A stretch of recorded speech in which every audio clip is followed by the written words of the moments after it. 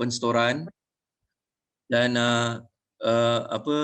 kutipan, kemudian pengangkutan, dan daripada pengangkutan itu kita boleh pecah pada dua lah, iaitu pergi kepada rawatan perantaraan dan juga pelupusan. Jadi 6 step ni lah yang biasanya dan pentinglah dalam pengurusan sepejal tu, dari segi tahap penjanaan, penstoran, kutipan, pengangkutan, rawatan perantaraan dan juga pelupusan.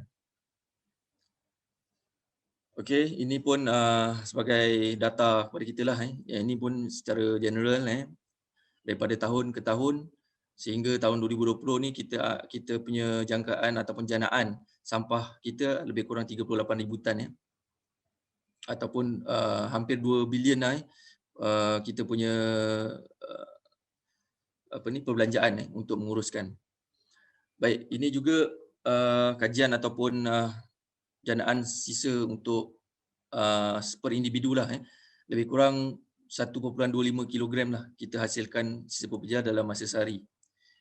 Ataupun mungkin lebih. Tengok kita punya penggunaan lah. Okey.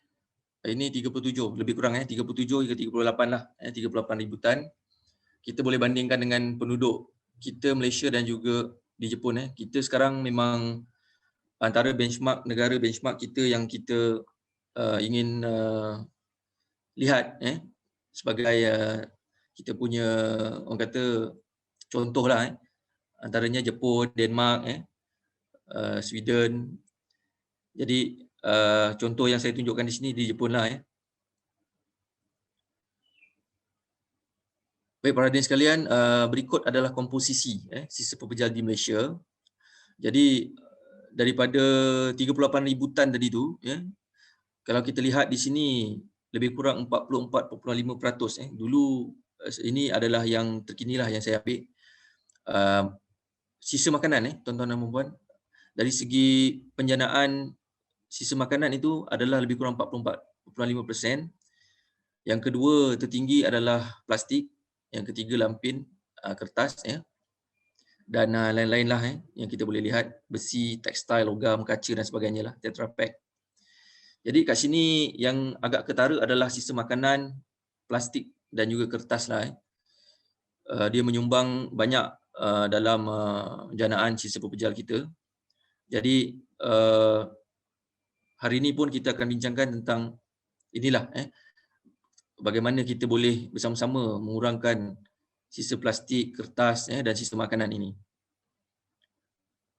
Jadi daripada isu tadi janaan sisa pepejal tu, maka timbullah isu dan cabaran kita. Jadi banyak di sini cabarannya adalah kita nak mentransformasikan minda. Kemudian isu kita, cabaran kita janaan sisa pepejal yang tinggi dan juga kadar kita semula serta kesedaran sivik masyarakat yang masih rendah lah.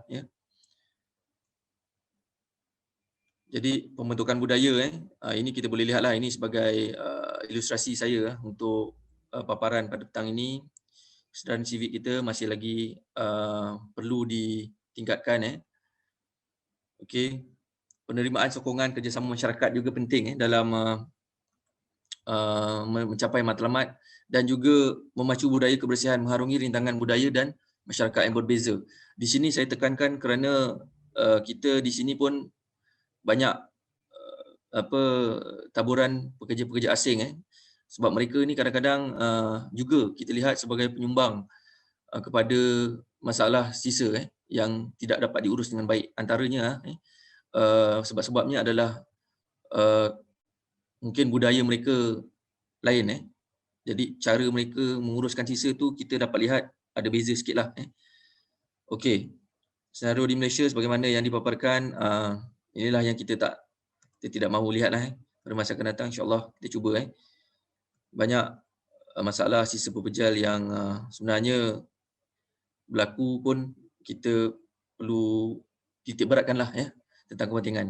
Dan ini kerata-kerata akhbar yang biasa dinampakkan dipaparkanlah dalam surat khabar dan sebagainya. Okey. Perbaziran ini sisa makanan. Saya tekankan lebih kurang 8,000 tan sehari. Kita boleh nampak dia punya kesan dia dalam 8,000 tan sehari ni kita boleh memberi makan sebenarnya makanan yang masih boleh dimakan Kalau dibazirkan sebenarnya kita boleh memberi makan kepada jutaan manusia, dan juga kalau kita kumpulkan sebenarnya boleh mencapai banyaklah dia punya pembaziran tu 8,000 tan sehari Okey, ini sebagai makluman lah senarai tapak pelupusan di negeri Johor sebab di negeri Johor ni kita sebenarnya ada 6 tapak pelupusan lah. 6 tapak pelupusan yang masih beroperasi, dan daripada 6 tapak pelupusan ini, satu tapak pelupusan adalah dikategorikan sebagai tapak pelupusan sanitari lah di Silong Silong di Kulai. Yang lain ni di Batu Tinggi, Batu Empat, Pekan Nenas, Jemaluang, Muakil dan juga Bulu Kasap ni dia masih lagi tapak pelupusan biasalah, dia bukan sanitary Namun adalah dinaik taraf sedikit oleh pihak Jabatan Pengurusan Sumber Daya Negara, lebih teraturlah operasi di tapak pelupusan ini Jadi ini taburan tapak pelupusan di negeri Johor.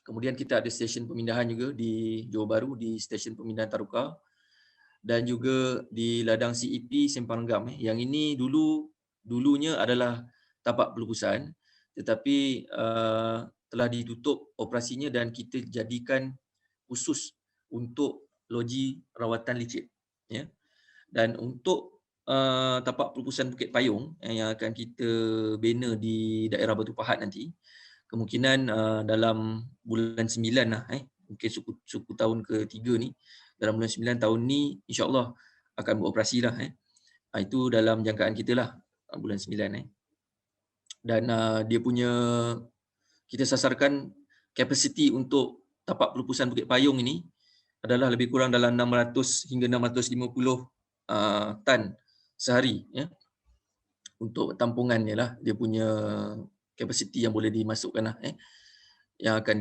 dimasukkan ke dalam tapak pelupusan Bukit Payung Dan tapak pelupusan Bukit Payung ini pun adalah kategori 4 lah iaitu tapak pelupusan sanitary.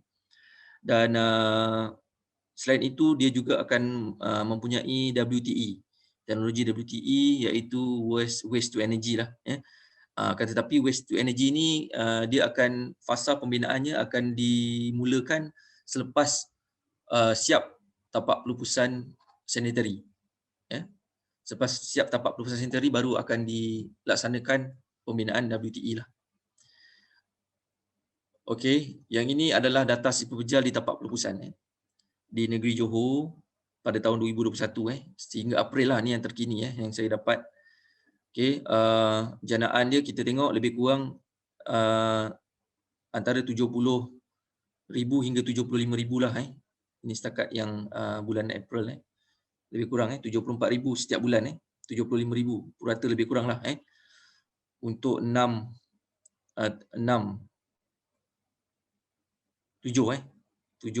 tapak. Okey, yang ini adalah pada tahun 2020 untuk detail tu saya tak dapat, tapi saya dapat keseluruhan lah untuk tahun 2020 sahaja bagi semua tapak pelupusan itu kita punya sisa pepejal yang kita hasilkan adalah sebanyak lebih kurang dalam 900,221.56 tan ataupun secara puratanya kita boleh tengok di negeri Johor ni purata tan metrik sampah yang dihasilkan adalah lebih kurang dalam 2,500 tan sehari Okey, ini adalah secara keseluruhan daripada tahun 2010 hingga 2019 data untuk tonnage ataupun sisa pepejal yang kita hasilkan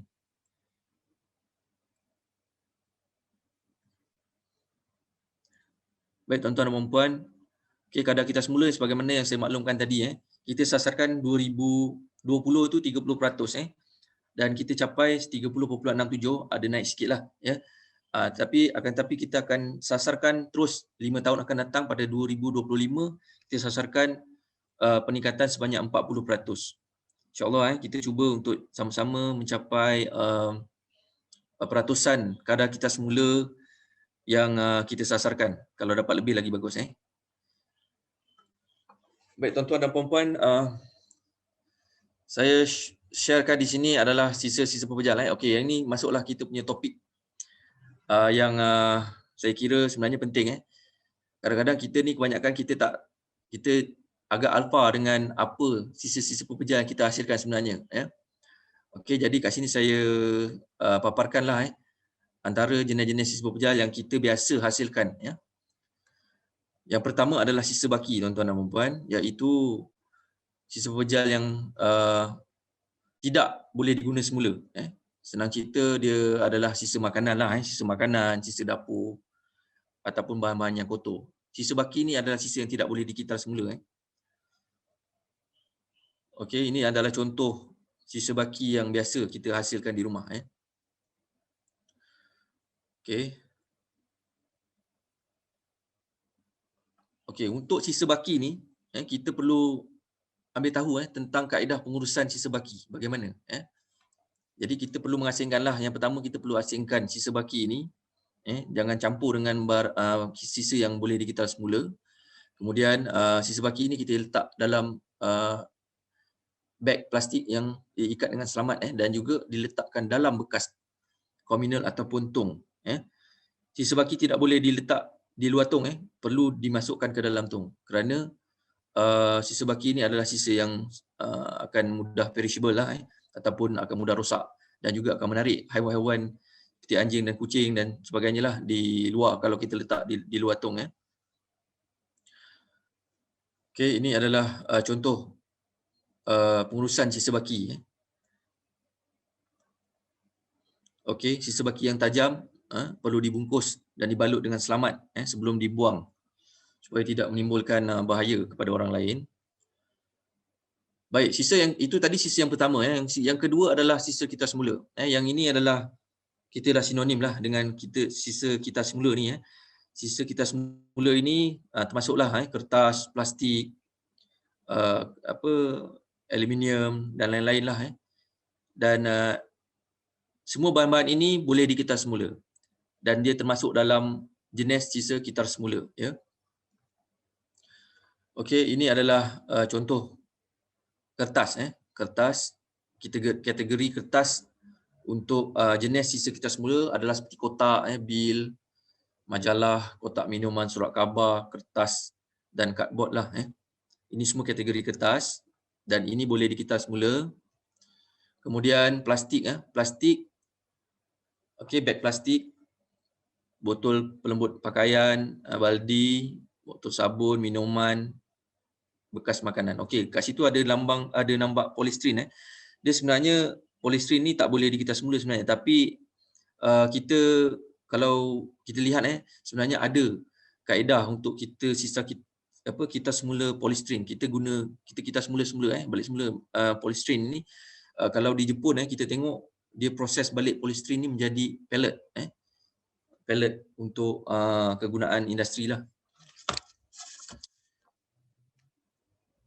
Baik, tuan-tuan dan puan-puan, ini juga adalah bahan-bahan yang kita kategorikan sebagai sisa kitar semula dari segi lain-lain lah. Elektrik, elektronik. Okey, elektrik, elektronik ni pun kita boleh panggil e-waste jugalah. Okey, e-waste. Okey, kaca dan seramik, bahan logam, tin, aluminium. Okey, barangan fabrik, kulit dan getah dan juga sisa berbahaya. Okey, sisa berbahaya ni macam saya katakan tadi biasa kalau yang bahaya ni kita tidaklah menggalakkan untuk kita semula namun kita perlu asingkan juga. Kita tak perlu campurlah dengan sisa baki. Okey. Seterusnya adalah sisa pukal dan juga sisa taman. Okey, sisa pukal ni adalah sisa yang besarlah yang tak boleh kita letakkan dalam tong sampah ataupun dia contoh yang paling senang kita nak kenal sisa pukal ni adalah perabotlah. Perkakasan perabot, tilam, sofa, peti air dan sebagainya, yang itu kita masukkan kategori sisa pukal. Dan juga sisa taman. Sisa taman ni sisa kebun lah.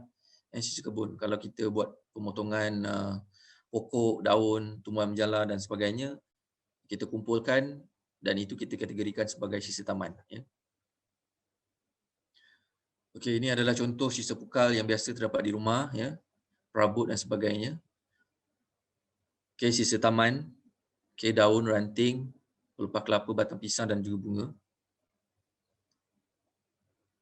Baik, kaedah sisa pukal ini senang untuk kita menguruskan sisa pukal yang sebelum ni tadi saya nyatakan adalah sisa baki.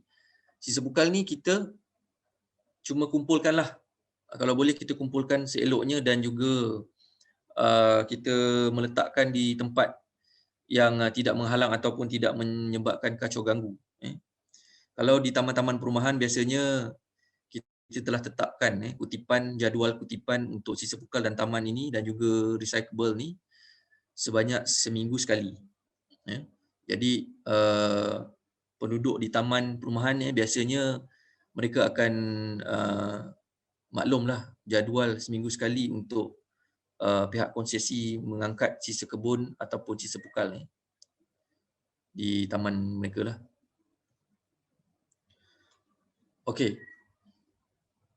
Kita pergi kepada amalan 3R tuan-tuan dan puan-puan. Mungkin sebenarnya amalan 3R ni 3R tu kita dah sedia maklum kita dah sedia maklum sebelum ni, sebab saya rasa 3R ni pun sejak awal 2000, sebelum 2000, tahun 2000 pun sebenarnya kita dah diperkenalkan dengan 3R ni Cuma kita mungkin pelaksanaan tu kita masih lagi belum mencapai matlamat kita untuk kita mengaplikasi ataupun adaptasikan 3R ni dalam kita punya kehidupan lah. Jadi ini adalah benefits of 3R. Yang pertama adalah merangsang pertumbuhan ekonomi, mengurangkan kesan terhadap alam, menghalang kehilangan sumber dan juga memanjangkan jangka hayat pelupusan.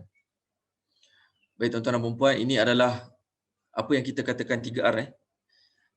Sinonim reduce, reuse dan juga recycle. 3R ni adalah amalan mengurangkan, mengguna semula dan juga mengitar semula untuk mengurangkan janaan sisa pepejal ke tapak pelupusan. Baik tuan-tuan dan puan-puan, reduce, reuse dan recycle ini juga kita lihat satu-satu dia punya apa yang kita perlu laksanakan, apa yang kita perlu faham tentang reduce. Okey, pengurangan adalah aktiviti untuk menghadkan jumlah penghasilan sampah. Contohnya, banyak amalan-amalan yang kita boleh buat sebenarnya untuk kita menunjukkan bahawa itu adalah amalan pengurangan. Jadi kita kurangkan pembelian barangan dan pembungkusan. Okey, ini contoh-contoh amalan yang kita biasa gunakan.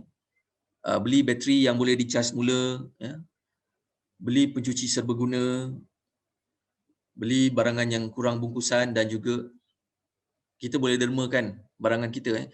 Sebab kita di Asal Bukop juga kita ada program yang kita panggil free market. Free market ni adalah kita fokus kepada pakaian. Jadi amalan guna semula. Jadi free market ni adalah salah satu program yang mana kita mengumpulkan semua pakaian-pakaian yang masih lagi elok, yang biasanya kita dapat daripada sumbangan daripada penduduk dan sebagainya. Jadi kita akan buat satu program. Di situ kita akan paparkan juga, kita akan keluarkan balik baju-baju yang elok ni. Dan alhamdulillah kita pernah buat di Yomping, sambutan sangat menggalakkan. Jadi penduduk-penduduk sebelum ni lah saya cerita, sebelum ni penduduk sangat sukalah melihat ada program sebegitu. Jadi mereka datang untuk melihat dan juga mengambil barang-barang ataupun baju-baju yang lebih elok, yang masih elok lagi. Jadi kita dermakan kepada penduduk. Okey. Okey, selain itu tuan-tuan dan puan-puan, contoh amalan lain yang kita gunakan untuk amalan reduce ni, iaitu menggunakan kedua belah muka surat, mengelakkan penggunaan polistiren. Okey, penggunaan kertas ni kita gunakanlah email ataupun WhatsApp dan sebagainya lah. Sekarang teknologi dah banyak. Okey, kat sini pun data yang saya dapat pun daripada 2007 ni. Jadi banyak rakyat Malaysia menggunakan internet. Sekarang ni saya rasa lebih banyak lah. Dulu 46%, sekarang saya rasa mungkin mencapai 90% lah menggunakan internet, capai internet. Okey. Okey, berkongsi kenderaan. Kita juga sebenarnya salah satu amalan berkongsi kenderaan ini, kita pernah perkenalkan dulu berkongsi kenderaan. Ini adalah salah satu usahalah untuk kita mengurangkan pelepasan gas, mengurangkan penggunaan petroleum dan sebagainya lah. Tapi sekarang ni, musim-musim sekarang ni kita berkongsi kenderaan ni agak tak berapa nak ni lah. Jadi kita cubalah stay at home lah. Okey, gunakan produk isian semula, refill refill dan juga pembaziran makanan. Okey, elakkan pembaziran makanan daripada berlaku dan juga kita merancang masakan. Okey, dalam di Excel Bookop juga kita sebenarnya ada program kita panggil Value Food No Waste. Ini adalah salah satu program yang kita adakan. Biasanya di bulan Ramadan pun kita fokus, dan juga di musim-musim perayaan pun kita ada membuat ataupun mengadakan program Value Food No Waste ni. Lepas ni saya akan kongsikan sedikitlah tentang Value Food No Waste ni. Jadi inilah tuan-tuan dan puan, kurangkan daripada R yang pertama tadi. Jadi ini juga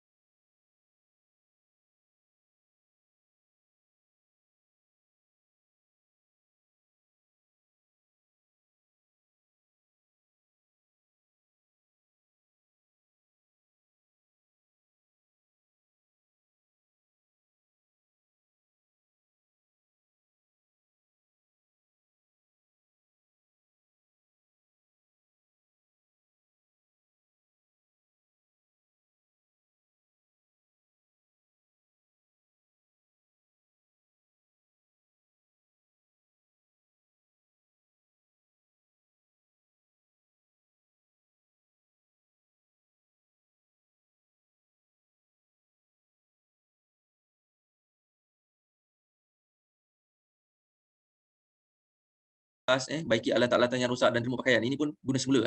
Okey, beg-beg yang boleh digunakan semula, sampul surat boleh digunakan semula. Okey, kertas cardboard digunakan semula dan juga kertas yang boleh digunakan kita jadikan kertas conteng lah. Ini adalah contoh amalan-amalan yang lazim yang tuan-puan yang boleh laksanakan sebenarnya. Okey. Kadang-kadang kita tak terfikir ataupun kita tak selalu melaksanakan amalan-amalan ni. Jadi selepas ni insya-Allah kita cubalah bersama-sama amalkan amalan untuk reuse. Okey, baju-baju lama yang boleh dijadikan alas cushion ini pun guna semula lah. Contoh kain perca dan sebagainya, alas meja yang kita boleh gunakan semula, menggunakan baju-baju lama tu sebanyak banyak kaedah ataupun kalau kita tengok kat YouTube pun sebenarnya banyak video yang menunjukkan aktiviti guna semula. Okey, kayu lama dijadikan bahan kraft tangan. Okey. Tayar lama dikita semula ataupun diguna semula kepada bentuk yang lain menjadi pasu bunga dan sebagainya. Kemudian yang biasa kita laksanakan yang lazim kalau kita buat pertandingan reka cipta di kalangan pelajar sekolah pun dulu kebanyakannya mereka menggunakan botol plastik untuk menjadikan bekas meletak alat tulis. Yang itu biasa kita nampaklah. Okey, sebenarnya banyak lagi amalan-amalan lain yang kita boleh laksanakan. Okey. Menggunakan baldi lama, tong sampah, botol kaca, bekas hiasan dan botol air mineral sebagai alat muzik. Okey. Untuk makluman yang ini pun sebenarnya di SW Corp sendiri kita ada satu band. Kita panggil band reuse, reuse band. Okey, dia punya ahli muzik ni pun menggunakan kalau kita buat program yang baru-baru ni sebelum tahun lepas kita ada buat World Clean Up Day tak silap saya pada bulan 8 macam itulah. Masa tu kita dibenarkan ni. Jadi kita buat World Clean Up Day di peringkat kebangsaan yang kita perasmian dibuat di di Iskandar Puteri. Jadi kat situ kita jemput tim kita ni, tim SW Corp Reuse ni, Reuse Band untuk membuat persembahan menggunakan alat-alat ataupun barang-barang lama ni sebagai alat muzik. Sedap tuan-tuan dan puan-puan. Jadi sebenarnya alat-alat lama ni, barang-barang lama ni boleh digunakan sebagai alat muzik untuk kreativiti kita. Ini contoh Echo Drum Circle Band yang ini band-band lah. Cuma kita tak masukkan reuse band je kat sini. Okey. Ini contoh band-band muzik yang menggunakan bahan-bahan terbuang ni sebagai alat muzik untuk persembahan mereka. Chaos Stompers, Landfill Harmonic, ini daripada Paraguay. Yang ini tim Landfill Harmonic ni kita lihat dia punya ahli sangat ramai. Kita jarang mendengar orang menggunakan nama Landfill sebagai nama kumpulan. Tapi kumpulan ni menggunakan nama Landfill sebagai kumpulan mereka. Jadi menunjukkan mereka bangga sebenarnya untuk menggunakan kreativiti mereka dalam aktiviti ini guna semula lah. Guna semula, recycle. Tapi ini biasa kita masukkan dalam guna semula lah. Dia menggunakan semula bahan-bahan terbuang ini untuk dijadikan alat muzik. Okey. Okay, mereka pun sebenarnya ada misi untuk menyebarkan kesedaran tentang kepentingan memelihara alam sekitar. Okey, dan juga memanfaatkan bahan terbuang sebagai alat muzik. Dan juga mendapat pendapatan sampingan. Okey. Okey, tuan-tuan dan puan-puan, kalau kita lihat sebenarnya perniagaan kalau di Batu Pahat dan juga di mana-mana lah ada perniagaan bandel dan sebagainya, pakaian terpakai, pasar karat dan sebagainya. Itu sebenarnya juga antara perusahaan-perusahaan yang terlibat dalam aktiviti reuse, dalam aktiviti reuse iaitu guna semula. Okey.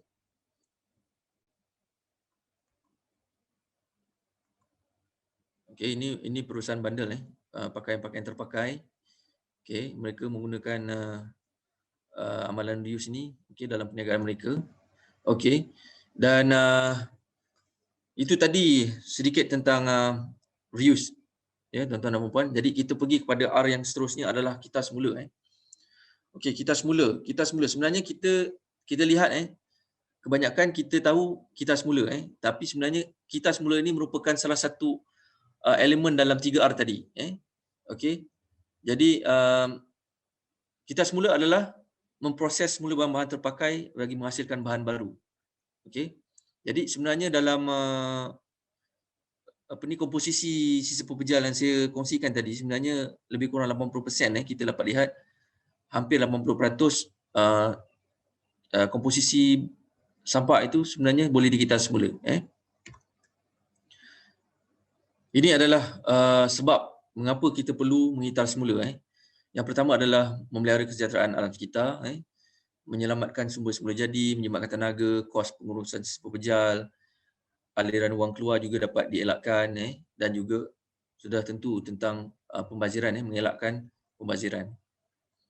Okey, yang ini sebagai satu info lah kepada kita, sebagai satu info kepada kita tentang kitaran sumber, yang sebenarnya kalau kita tak tahu, kita boleh lihat sebenarnya banyak manfaat yang kita boleh dapat daripada amalan kitas semula ni. Okey, 1 tin aluminium di kitas semula dapat menjimatkan tenaga elektrik selama 3 jam. 5 botol kaca di kitas semula dapat menyelamatkan tenaga dan menyalakan 1 biji mentol selama 1 jam. Ini dia punya inilah manfaat yang kita boleh tengok, info-info yang kita boleh lihat. Okey. Dan ini adalah salah satu aktiviti upcycling yang kita panggil. Di SW Corp kita ada buat program juga yang ini kita panggil mana-mana agensi ataupun NGO dan sebagainya yang yang boleh membuat abstrak dan sebagainya daripada bahan terbuang. Yang ini memang di Pejabat SW Corp kita buat di Cyberjaya. Kita kumpulkan dan kita paparkan kepada pengunjung lah. Okey. Ini salah satu contoh antara contoh-contoh bahan abstrak yang dihasilkan daripada bahan-bahan terbuang. Okey. Ini kalau kita jual pun tuan-tuan dan puan sebenarnya boleh menjana pendapatan yang agak tinggi dia punya nilai. Okey. Baik. Recycle Okey, 3R. Okey, inilah yang kita mahu bagaimana kita nak amalkan 3R ni. Yang pertama, kita ubahlah persepsi kita terhadap sampah. Janganlah kita fikir sampah ni asal sampah je nak buang je. Kita kena fikirkan persepsi kita. Kita kena ubah persepsi kita. Kita kena anggapkan sebenarnya ada satu istilah itu waste to wealth. Okey, jadi kita pun kena fikir sampah ni sebenarnya boleh menjadikan pendapatan. Dan kita pun di SW Corp ada satu program kita panggil Trash to Cash. Trash to Cash ni kita boleh laksanakan di pejabat pun boleh, di mana-mana, di pejabat, di rumah. Trash to Cash ni samalah, kita kumpulkan barang-barang yang boleh di-recycle dan kemudian kita jual lah kepada vendor ataupun sebagainya dan kita dapat pendapatan. Itulah kita panggil Trash to Cash. Very simple program. Okay. Okey, baiki cara atau tabiat kita membuang sampah, fikir dulu sebelum buang. Yang ini perkataan fikir dulu sebelum buang ni memang sebelum ni pun memang kita dah menggunakan tagline ni. Okey, pengasingan di peringkat awal, sediakan sudut bekas tong. Kemudian libatkan orang sekeliling kita dan juga tunjukkan contoh melalui tauladan. Baik. Sekarang ada 2 lagi R tuan-tuan dan puan yang kita tambah dalam konsep 3R tadi. Okey, yang R yang keempat itu kita panggil rating. Rating ni memang sebenarnya sangat perlu ada. Fikir dahulu sebelum buang. Rating. Kita kena mengenal pasti apa yang kita katakan rating itu, kita kena mengenal pasti bahan-bahan yang bakal kita buang itu. Sama ada ia mampu atau tidak untuk dimanfaatkan untuk tujuan lain. Jadi rating boleh masuk dalam konsep 3R. Okey. 4R. R yang keempat okey. Kenal pasti bahan-bahan yang bakal kita buang. Sama ada dia masih boleh digunakan ataupun tidak. Okey. Mengambil kira produk yang kita beli sama ada boleh dikitas semula, diguna semula ataupun dibaik pulih. Okey. Yang kelima iaitu repair. Repair ini adalah kita boleh ertikan sebagai memeriksa dengan teliti untuk membaiki ataupun memulihkan sesuatu alat yang rosak. Repair.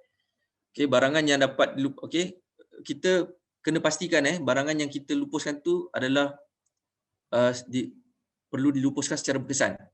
Maknanya sebenarnya kita perlu tahulah apa yang kita lupuskan tu sebenarnya memang dah tak boleh dibuat apa sebenarnya. Yang dah tak boleh di-recycle dan sebagainya, itu baru kita boleh lupuskan. Tapi selagi mana kita fikirkan alat itu boleh dibaiki, didermakan ataupun diguna semula, kita amalkan. Kita tak perlu buang barangan tersebut. Okey. Kemudian penggunaan alatan secara cermat, ya, dan juga apa kita dapat mengurangkan pembuangan sisa pepejal dengan kaedah tersebut. Dan kita lihat sekarang perabot kayu itu adalah salah satu contoh yang kita perlu jaga kerana apa? Perabot kayu ataupun sumber kayu ini adalah satu sumber yang sangat sudah semakin berkurang sekarang. Jadi kalau selagi mana kita mempunyai perabot kayu, maka kita kalau boleh kita jagalah dengan elok dan sebagainya, sebab sekarang ni kalau kita tengok perabot kayu ni lebih mahal daripada plastik daripada besi produk-produk kayu ni sebenarnya lagi mahal Jadi kita perlu menjaganya lah dengan elok dan juga tidak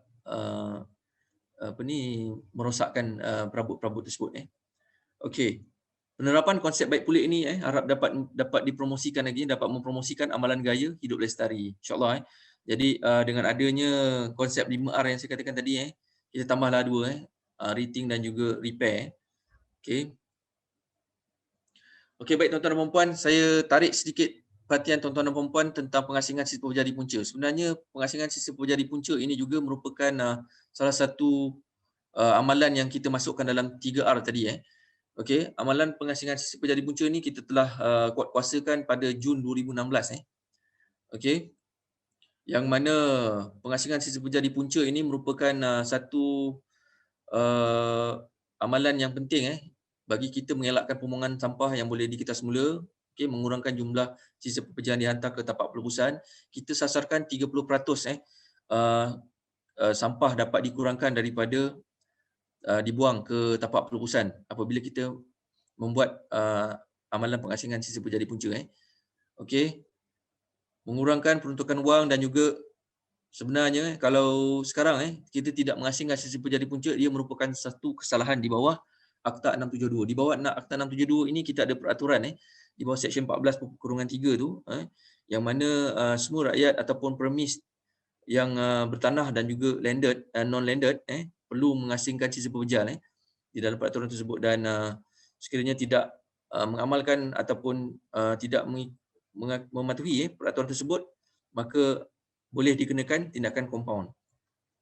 Okey, kaedah pengurusan sisa kita semula yang tadi, yang ini saya maklumkan tadi pengurusan sisa kita semula. Okey, bagaimana? Ini adalah contoh pengasingan sisa pepejal di punca lah Yang pertama kita perlu mengasingkan sisa yang boleh digitar semula, kemudian membungkus sisa kita semula itu dan meletakkannya ke luar tong. Letak di luar tong Macam tadi sisa baki letak di dalam tong sekarang sisa kita semula letak di luar tong. Okey, dan akan dikutip sebanyak seminggu sekali Okey, sebagaimana paparan yang saya paparkan sisa baki diletakkan ke dalam tong dan juga manakala sisa yang boleh dikitas semula contohnya plastik, kertas dan lain-lain perlu diasingkan dan diletak di luar tong. Okey, untuk kediaman landed bertanah kita ada 2+1. 2+1 ini adalah kutipan jadual kutipan yang akan dibuat. Okey. Dalam seminggu 2 kali kutipan sisa baki akan dilaksanakan. Apakah yang dikatakan sisa baki itu sisa dapur, makanan, bahan-bahan kotor dan lampin pakai buang. Itu adalah sisa baki dan 2 kali akan dibuat kutipan dalam masa seminggu Kemudian sisa kita semula akan dibuat kutipan selama 1 kali seminggu yang merangkumi kertas, plastik, lain-lain dan juga termasuk sisa pukal dan juga sisa kebun. Okey, tuan-tuan dan puan-puan, ini adalah cara yang kita boleh maklum tentang jadual pungutan sisa pepejal di rumah kita Yang pertama kita boleh rujuk dalam jadual papan tanda di taman-taman perumahan. Kemudian sebelum ini pun pada bermulanya kempen pengasingan sisa pepejal di punca ni, kita telah meletakkan pelekat Selain daripada paparan jadual di taman, kita juga ada melekatkan jadual di tong sampah yang kita edarkan Kemudian di dalam halaman web ataupun sesawang.sabukop.gov.my pun tuan-tuan boleh melihat ataupun boleh mengetahui jadual kutipan sisa pekerja di tempat tinggal tuan-tuan dan puan-puan. Okey, kediaman bertingkat non-landed juga kita sasarkan untuk melaksanakan pengasingan dan sebanyak 662 sangkar kita semula telah pun kita edarkan di kawasan non-landed. Non-landed ni adalah rumah-rumah pangsa lah, ataupun apartmen swasta dan juga di bawah siliaan joint management body ataupun pihak kerajaan seperti pihak SUK dan sebagainya lah. Okey. Yang ini kita bersama-sama dengan Badan Pengurusan Bersama bagi pengurusan sisa pekerja di rumah bertingkat ni. Okey. Kita mendapat kerjasama daripada Joint Management Body melalui Commissioner of Building daripada pihak berkuasa tempatan Majlis Pembandaran Batu Pahat, Majlis Pembandaran Muar. Setiap PBT ni ada unit COB dan kita bekerjasama dengan unit COB ini untuk menjalankan engagement dan juga kempen pengasingan sisa pekerja. Baik, ini yang saya katakan tadi peruntukan di bawah undang-undang. Okey, sebelum ini kita mengeluarkan kompaun secara berperingkat di mana untuk kediaman landed kita kali pertama kita keluarkan kompaun sebanyak RM50 sebelum ni, kemudian naik kepada 100 dan juga 500 Tapi sekarang bermula 1 September kita telah membuat pindaan kita boleh kena kompaun mengikut hari-hari Jadi kat sini kita sasar maknanya kita telah pun tetapkan minima daripada hari pertama hingga ke 7 RM100, RM300 dan RM500. Dalam akta denda yang dinyatakan boleh kompaun sehingga RM1,000 yang itu selepas pendakwaan di mahkamah dilaksanakanlah Namun begitu peringkat-peringkat kompaun yang kita laksanakan ini biasanya kalau kita dah kompaun telah pun dibuat pembayaran, maka kita akan membuat engagement sekali lagi di premis ataupun pihak-pihak yang telah pun dikenakan kompaun Okey, walau bagaimanapun sebenarnya kempen ini masih lagi berjalan sehingga ke hari ini Jadi kita sasarkan keseluruhan premis pegangan ataupun premis yang berada dalam skim majlis pihak berkuasa tempatan kita akan laksanakan kempen pengasingan sisa pekerja ni. Okey. Ini adalah salah satu kempen yang kita laksanakan supaya kita dapat menggalakkan masyarakat supaya mengamalkan pengasingan sisa pekerja ni sama-sama kita menyokong amalan ini dalam kehidupan inilah yang saya katakan tadi, pengasingan sisa di punca ini juga merupakan satu konsep 3R yang kita perlu laksanakan. Okey. Ini secara lalu bagaimana saya katakan tadi, bagaimana kita nak asingkan sisa pekerja sampah kering yang boleh kita semula dengan sisa pekerja basah ataupun sisa baki. Okey, masukkan ini yang sama tadi, masukkan dalam tong sampah dan kutipan 2 kali seminggu untuk sisa baki Okey, sampah kering, sampah yang boleh diketar semula masukkan ke dalam plastik dan juga diasingkan dan letakkan di luar tong untuk dikutip pada seminggu sekali dan kita juga galakkan supaya isi rumah ataupun masyarakat untuk pergi menjual sendiri pun boleh biasanya ada orang mengumpul dan dia jual sendiri dan akan dapat pendapatan sedikitlah untuk hasil jualan. Itu kita sangat galakkan boleh dilaksanakan. Okey, contoh kertas, plastik dan juga lain-lain. Okey, semua sisa kita semula tadi boleh diletakkan di tepi tong sampah Okey, termasuklah juga sisa kebun dan sisa pekal. Okey. Ini 3 step yang saya kira perlulah kita terapkan dalam kita fahami asingkan mengikut jenis yang telah ditetapkan, simpan sementara dan letakkan di tepi tong pada hari kutipan. Saya harapkan dapatlah tuan-tuan dan puan-puan terapkan 3 kaedah ini, 3 amalan ini, dan insya-Allah bila tiga amalan ini jadi biasa pada kita, insya-Allah kita akan dapat sama-sama menjayakan amalan 3R ni dalam pengurusan sisa pekerjaan kita seharian. Ini adalah contoh pamphlet yang kita buat engagement bersama masyarakat. Kita keluarkan sebenarnya 4 bahasa lah. Yang pertama bahasa Inggeris, bahasa Melayu, bahasa Cina dan juga bahasa Tamil. Jadi 4 bahasa ni kita buat edaran di setiap rumah, dan kita harapkan dan juga kita buat infografik lah tentang kempen ini di laman web ataupun Facebook dan sebagainya lah. Jadi ini usaha dan peranan individu, okey. Motivasi, informasi dan juga kemahiran kita kena buat laksanakan, okey. Okey, kena ada motivasi dalam diri kita, kemudian kita dengan informasi yang kita ada dan juga kemahiran yang kita ada, insya-Allah kita laksanakan. Okey, transformasi minda tuan-tuan dan puan-puan, yang ini kita sebenarnya di Excel Bookcorp bermula pada 2015, yang lalu kita telah keluarkan satu pelan transformasi minda, yang mana kita laksanakan pelan transformasi minda ini adalah pada peringkat awalnya selepas kita laksanakan pengasingan sisa pekerja di punca tu, kita keluarkan pelan transformasi minda ini dan mengandungi banyak informasi ataupun kita punya strategi ke arah memtransformasikan minda. Kemudian pada 2020 ni kita telah pun pihak Kementerian Perumahan Kerajaan Tempatan mengeluarkan dasar kebersihan negara. Yang ini tuan-tuan dan puan-puan hadirin sekalian boleh download sebenarnya secara percuma di laman web KPKT, dasar kebersihan negara. Sebenarnya di KPKT banyak sangat dasar. Jadi antaranya yang dihasilkan adalah dasar kebersihan negara yang khusus. Memang ada 5 kluster di bawah dasar kebersihan negara ni yang saya tak langsung memang di bawah pelaksanaan Excel Bookcorp lah, yang turut disasarkan kepada Excel Bookcorp dan juga Jabatan Pengurusan Sisa Pekerjaan Negara. Okey.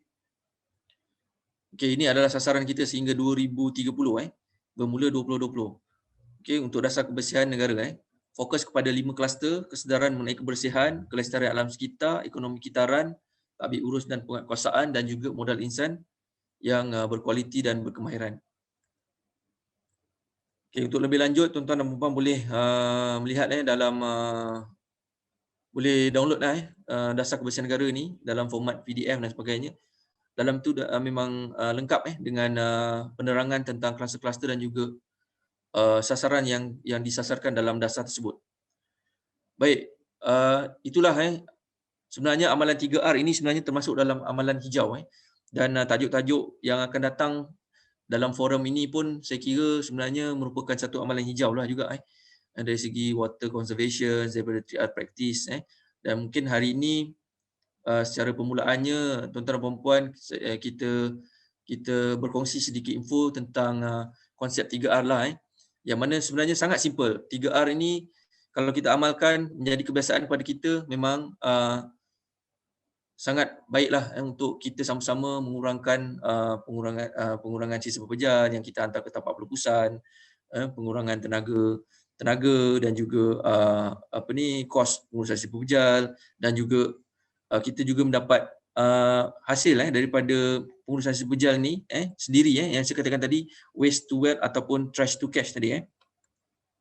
Okey, ini sedikit tentang pendekatan strategi Excel Bookcorp, pendekatan mata hati. Pendekatan mata hati ni saya kira apa yang kita lihat sebenarnya kita melihat dengan mata hati. Okey. Apa yang kita kata mata hati itu melihat sesuatu perkara yang melangkaui dari apa yang sebenarnya dilihat oleh mata kasar. Okey. Kita lihat sesuatu perkara itu terus ke dalam hati. Maknanya sampah banyak. Kalau kita tengok contoh sampah banyak, jangan kita tengok sampah banyak saja, tapi kita kena melihat dengan cara mata hati. Kita melihat kesan-kesan yang akan berlaku dan sebagainya dan apa yang kita perlu laksanakan untuk sama-sama kita mengurangkan kapasiti sampah yang banyak itu. Itu pendekatan mata hati, melihat sampai ke secara meluas secara subjektif tentang lebih meluaslah tentang apa yang kita lihat di hadapan mata kita sendiri. Kemudian ops mata helang. Okey, mata helang ni pun saya kira sebenarnya dia sama mata hilang. Kita ambil konsep mata hilang ni sebenarnya mata hilang kita tengok tajam jadi kita tengok setiap perkara yang kita lihat itu daripada sebesar-besar sehingga sekecil-kecil perkara kita lihat sangat penting. Contohnya inilah amalan 3R, pengurusan sisa pepejal dan sebagainya. Kalau tak secara meluas, kita pergi kepada konsep kita punya ruang kita sendiri, di rumah kita sendiri. Jagalah kebersihan di kawasan kita sendiri. Okey. Inilah contoh pendekatan kempen Asabukop. Tadi pun Cik Nur Atika pun ada maklumkan antara program-program kita gotong royong bersama komuniti, program blogging anti-litter, program pemberdayaan amalan 3R, SAS, pelancaran promosi SAS. SAS ini adalah separation at source ataupun pengasingan sisa pepejal tadi Okey, penguatkuasaan tindakan kompaun, kelab sekitar semula sekolah dan juga taklimat serta pameran. Ini semua program ni sebenarnya program secara berterusan namun mungkin tahun ini, tahun lepas kita tak dapat nak melaksanakan secara banyak namun program hari ini juga merupakan salah satu usaha dan program yang dilaksanakan oleh pihak UTHM ni pun saya kira memang sangat bagus. Forum-forum yang diadakan, perbincangan dan juga jemputan-jemputan panel-panel yang banyak membantu kita dalam berkongsi info. Jadi saya kira ini merupakan satu program yang baik dan diharapkan dapat diteruskan semula pada masa akan datang. Okey, yang ini juga contohlah kita banyak buat kempen dan sebagainya maka untuk kita memberi kesedaran kepada orang tapi kita tak adalah buat secara kasar begini kan sehingga nak minta orang jangan buang sampah sampai buat begini ini contoh saja kita lebih berhemahlah sekarang tapi tengoklah macam mana kita harapkan kerjasama. Itu yang saya katakan tadi pada awal ceramah saya tadi, sokongan dan sokongan daripada masyarakatlah sangat diperlukan. Okey, jadilah pengurus sampah yang hebat. Kita semuanya semua kita ni adalah pengurus kebersihan diri kita.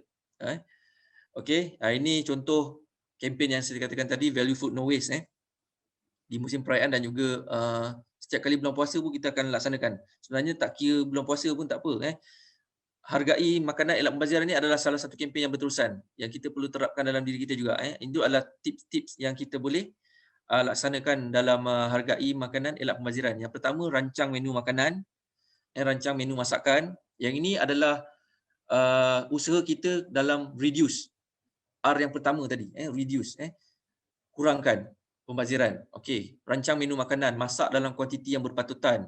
Hidangan masakan secara suku-suku separuh, simpan lebihan makanan dengan betul. Ini pun kita ada infografik yang kita boleh kongsikan, insya-Allah nanti saya akan berurusan dengan pihak penganjur untuk edaran pamphlet dan sebagainya lah. Okey, kemudian yang ini tips tadi yang saya katakan tadi, amalkan konsep FIFO first in and first out. Okey, jaga kebersihan, masak mengikut kuantiti yang betul, simpan lebihan makanan bahan mentah untuk kegunaan hari berikutnya. Okey, 8 juta tan makanan dibazirkan. Yang ini secara info bergambar kita lihat banyak masyarakat di dunia lain di negara lain yang sangat memerlukan makanan walhal kita banyak melakukan pembaziran. Yang ini info juga info kepada kita juga tentang kepentingan menjaga bahan makanan ini makanan yang dibazirkan kita boleh melihat betapa banyaknya manfaat yang kita boleh dapat daripada kita membazirkan makanan okey. 2.2 million people can feed 3,000 tons makanan. Okey. Kemudian banyak dan sampai ke petrol pun boleh kita isi daripada RM225 sebulan tu kita boleh save banyak. Okey.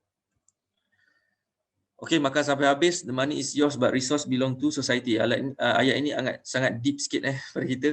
Okey, tapi kita cuba renungkanlah Okey, saya ambil sedikit sahaja masa untuk pengkupusan ini. Yang ini Takakura Method Home. Sebenarnya pengkupusan ni banyak ada sesi khas yang saya kira kita boleh kongsikan insya-Allah nanti kaedah-kaedah tertentu yang kita boleh buat. Sebenarnya dia banyak. Yang ini salah satunya Takakura Method Home yang SW Corp biasa laksanakan di komuniti, di sekolah dan sebagainya. Okey, pengkomposan secara lalu pengkomposan merupakan satu kaedah untuk mengitar semula sisa organik. Ini pun salah satu kita semula untuk reduce yang R yang ketiga tadi. Kita semula. Okey. Senang cerita, composting ini adalah salah satu kaedah yang digunakan untuk mengitar semula bahan makanan untuk menjadi baja, dan menggunakan proses-proses tertentu dan juga mikroorganisma yang tertentu untuk menguraikan makanan supaya dia menjadi baja untuk kita menggunakan baja tersebut kepada tanam-tanaman dan juga sayur-sayuran. Okey, pengkomposan Takakura ini adalah pengasas kepada Takakura Method ini, Dr. Goji Takakura. Goji Takakura. Yang ini, beliau ni berasal dari Jepun lah. Yang ini, alhamdulillah lah saya pernah berjumpa dengan beliau dan beliau sangat pemurah dari segi ilmu, dan beliau juga telah melaksanakan banyak program Takakura Method ni di Indonesia dan sebagainya, Brunei dan sebagainya. Jadi di Malaysia pun kita kerjasama dengan SW Corp, kita buat lawatan dan juga kita panggil beliau datang untuk menunjukkan cara-cara Takakura Method ini. Dan sekarang ni kita bergerak, kita memperluaskan Takakura Method ini kepada semua isi rumah yang saya kira sangat memerlukan ataupun perlu melaksanakan aktiviti kompos ni. Tak banyak, sedikit. Jadi ini kita punya info sedikit tentang sisa makanan yang saya katakan tadi.